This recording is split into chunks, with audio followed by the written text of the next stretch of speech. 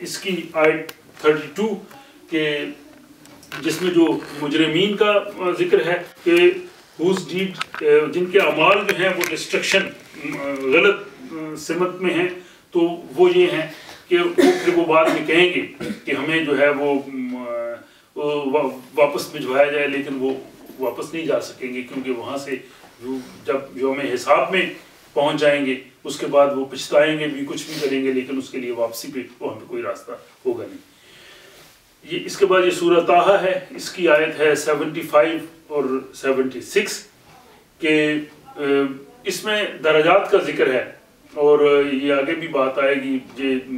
دونوں طرف ہو سکتی ہے۔ جہنم میں بھی جو لوگ جائیں گے، جیسے آتا ہے کہ جو منافقین ہیں وہ جہنم کے سب سے نچلے درجے میں ہوں گے، تو اس کا مطلب ہے کہ جہنم میں بھی مختلف درجات ہوں گے، اور اسی طرح جنت میں بھی جن لوگوں کے اعمال اچھے ہوں گے ان کے لیے اللہ تعالیٰ نے درجات ہیں، ان کو اس حساب سے ہوگی۔ اور پھر وہ جو جنت جس کا ذکر کیا گیا ہے وہ ان لوگوں کے لیے کہ جنہوں نے اپنے آپ کے، وہ اس میں قرآن میں تزکیٰ کا ذکر ہے کہ جنہوں نے اپنی سیلف کو، اپنی جسے کہہ لیں کہ انسان کی خودی کو، اپنے اندر کا جو انسان ہے جس کی انہوں نے نشو و نما کی ہے، یعنی اچھے اعمال کیے ہیں، تو ان کے لیے جو ہے وہ جنت عدن ہے اور ہمیشہ کے لیے ہے، اور وہ وہاں پہ اللہ تعالیٰ کی طرف سے ان کو یہ اجر ملے گا۔ اس کے بعد یہ سورہ سبا کی آیت 37 ہے، اور اس میں بھی یہ بتایا گیا ہے کہ نہ تو تمہاری اولاد اور نہ تمہارے جو مال و دولت ہے وہ اللہ تعالیٰ کے نزدیک وہ ہائر سٹیٹس جو ہوگا، بلکہ اس کے لیے کہ عمل صالحا، کہ اگر آپ وہ جو اچھے اعمال کرتے ہیں اور اللہ تعالیٰ کے قوانین کے مطابق اچھی سوسائٹی کی تشکیل کرتے ہیں، معاشرے میں اچھے کام کرتے ہیں اور ان کو وہ کنٹینیو رکھتے ہیں، تو ان کے لیے اللہ تعالیٰ کے نزدیک جو ہے وہ قابل قبول ہے، وہ ان کے لیے درجات ہیں۔ اس کے بعد یہ 34 اور 38 وہی کنٹینیو اسی آیت کی کنٹینویشن ہے کہ جو لوگ اللہ تعالیٰ کے ان قوانین کی مخالفت کرتے ہیں، جو خدا کے قوانین کو جھٹلاتے ہیں، دین کو جھٹلاتے ہیں، ایک تو وہ ہے کہ جو بالکل ہی اپوز کرتے ہیں، قبول ہی نہیں کرتے اور اس کی مخالفت میں ہیں، کیونکہ یہ پچھلی نشست میں بھی اس پہ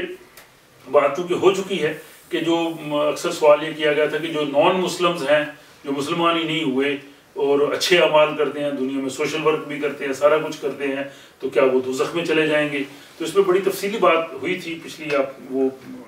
پریزنٹیشن میں بھی دیکھ لیجئے۔ پہلی بات یہ ہے کہ جن لوگوں کا آخرت پہ ایمان ہی نہیں ہے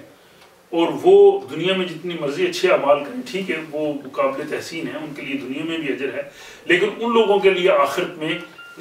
وہ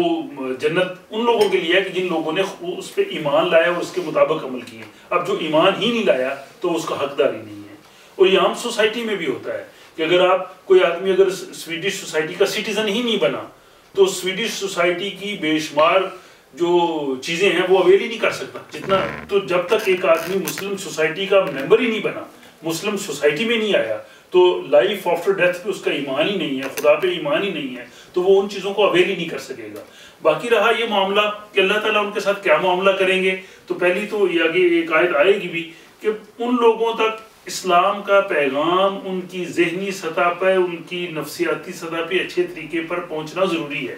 اب بدقسمتی یہ ہے کہ ان تک اسلام کا پیغام میرے اور آپ کے ذریعے پہنچ رہا ہے کہ جس کو وہ مس انڈرسٹینڈ کر سکتے ہیں، وہ صحیح طریقے سے ان کے سامنے پیش ہی نہیں ہو رہا، تو یہ اللہ تعالیٰ کی ذات جو ہے وہ بہتر جانتی ہے کہ ان کا معاملہ کیا ہوگا۔ لیکن یہ چیز ضرور ہے کہ ایمان بالآخرت، چونکہ ہمارے جو اجزائے ایمان ہے اس میں سب سے لازمی ہے موت کے بعد کی زندگی، خدا پہ ایمان، کتابوں پہ، رسولوں پہ، اور جو آدمی اگر ان اجزائے ایمان میں سے کسی ایک پہ بھی ایمان نہیں لاتا یا جو سب پہ نہیں ایمان لاتا تو وہ مسلمانوں کا حصہ نہیں ہو سکتا۔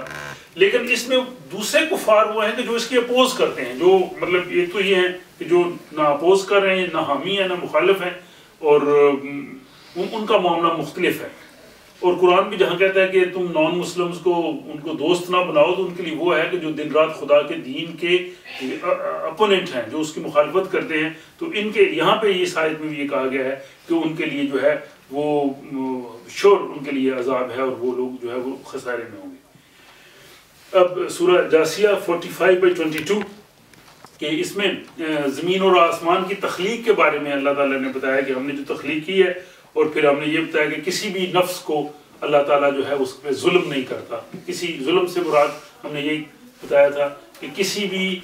آدمی کو، کسی شخص کو جو اس کا حق ملنا چاہیے وہ حق نہ ملے، اور جس چیز کو جہاں پہ ہونا چاہیے وہ اپنی رائٹ پوزیشن پہ نہ ہو، یہ ظلم ہے. اور خدا نے زمین و آسمان کی تخلیق کی ہے تو اس میں کسی نفس پہ بھی وہ ظلم نہیں ہوگا. جس نے جو ایفرٹ کی ہے اس کو اس کا ضرور صلہ ملے گا، چاہے وہ کوئی بھی ہو. اس کے بعد یہ 82 کی آیتیں ہیں، یہ تقریباً 9 سے 19، یہ پوری آیتوں میں مختصر سی آیتیں ہیں، مختصر سی. ان میں وہ سارے کے سارے مضمون کو تفصیل سے بیان کیا گیا ہے. اور اس کی یہ انگلش میں اور اردو دونوں ٹرانسلیشنز میں نے دی ہیں کہ یہ سورہ، اس سورہ کی جو 9ویں آیت ہے اس سے شروع ہوتا ہے کہ تم سوچو کہ خدا کے اس قانون مکافات عمل کو جھٹلاتے ہو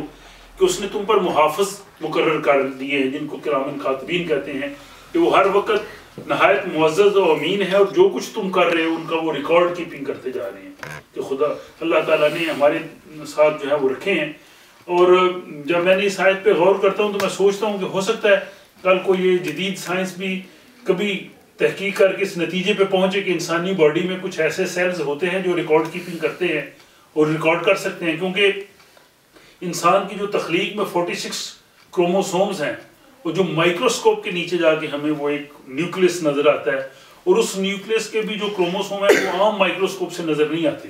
وہ بڑی ہیوی الیکٹرانک مائکروسکوپ اس میں جا کے نظر آتے ہیں، اور ان میں بھی صرف وہ دھاگے سے نظر آتے ہیں. اور ان میں جو تقریباً 28 یا 30 ہزار جینز ہیں وہ کس طرح سے اس پہ وہ لگی ہیں. اور ان جینز کو خدا نے کیا صلاحیت دی ہے کہ بیسیکلی وہ کاربن، ہائیڈروجن، نائٹروجن ان کی وہ بنی ہے، ان کے ایٹم ہیں، ان کی ایک ترتیب ہے. لیکن وہ ترتیب ایسی ہے کہ پوری انسانی زندگی کی، انسان کی جو ہے وہ پورے کا پورا وہ اس میں اندر اس کے بلیو پرنٹ موجود ہے. اور جس سے ہم دیکھتے ہیں جی بچے کی شکل باپ سے ملتی ہے، آواز ملتی ہے، چلنے کا انداز ملتا ہے، یہ ساری. تو اللہ تعالیٰ نے جیسے کہا کہ ہم نے تمہارے ساتھ محافظ مقرر کر رکھے ہیں، ہو سکتا ہے کوئی اس قسم کا سسٹم جو سائنٹیفکلی بھی خدا نے، ہمارا تو ایمان ہے کہ وہ فرشتے ہیں جنہیں ہم کرام الکاتبین کہتے ہیں، کیونکہ ہماری ہر چیز کو وہ ریکارڈ کیپنگ کر رہے ہیں. لیکن ممکن ہے کہ اس کا کوئی اس طرح سے بھی کوئی سائنٹیفک آسپیکٹ ہو، شاید آنے والے وقت میں کسی وقت میں بھی یہ چیز بھی ہمارے سامنے آ جائے. اور اس کے بعد پھر یہ کہا کہ اس قانون کے مطابق جو لوگ انسانی زندگی میں وسعت اور کشیدگی پیدا کرتے ہیں ان کے لیے آسانیاں ہیں، جو اپنی ذات میں انتشار پیدا کرتے ہیں ان کی رک جاتی ہے. اور جب وہ ایک ظہور نتائج کا دن آئے گا تو ان کے سامنے جہنم سامنے آ جائے گا. جہنم تو اس وقت بھی ہوتا ہے، لیکن اس وقت جو ہے وہ بالکل سامنے چلا جائے گا، اور ہر شخص اپنا نامہ اعمال جو ہے وہ اپنے سامنے دیکھے گا، اور کسی دوسرے کے لیے کچھ نہیں کر سکے گا، اور نہ ہی کسی انسان کو کسی دوسرے انسان پر کسی قسم کا اختیاری اقتدار ہوگا. کیونکہ وہ یوم الدین ہے، اس دن اللہ تعالیٰ کی جو ہے وہ سب کے سامنے وہ ہر چیز، ہر شخص کی جو ہے وہ عیاں آ جائے گی. تو یہ وہ چیز ہے جس کے بارے میں یہ کہا گیا کہ جو بھی آپ کر رہے ہیں ہر چیز وہ ریکارڈ کیپنگ ہو رہی ہے. لیکن اس کے ساتھ قرآن حکیم کی 2-3 اور آیتیں بھی ہیں جس میں یہ ذکر کیا گیا کہ انسان جو کرتا ہے وہ اللہ تعالیٰ کی ذات سے مخفی نہیں ہے، کہ صرف یہ سسٹم نہیں ہے ریکارڈ کیپنگ کا، بلکہ وہ یہ جو آیت ہے 50/16، تو اس میں دیکھیے کہ ہم نے انسان کی تخلیق کی، اور پھر ہم توسوس فیہ نفسہ، کہ انسان اپنے ذہن میں، اپنے خیال میں بھی جو وسوسہ بھی لاتا ہے تو اللہ تعالیٰ کہتا ہے کہ ہم اس سے بھی آگاہ ہیں. اور یہ ایک ایسی چیز ہے کہ جس کو کوئی دوسرا شخص جان ہی نہیں سکتا کہ انسان کے ذہن کے اندر کیا خیالات آ رہے ہیں. اور پھر یہ کہا کہ ہم تو اس کی جو ہے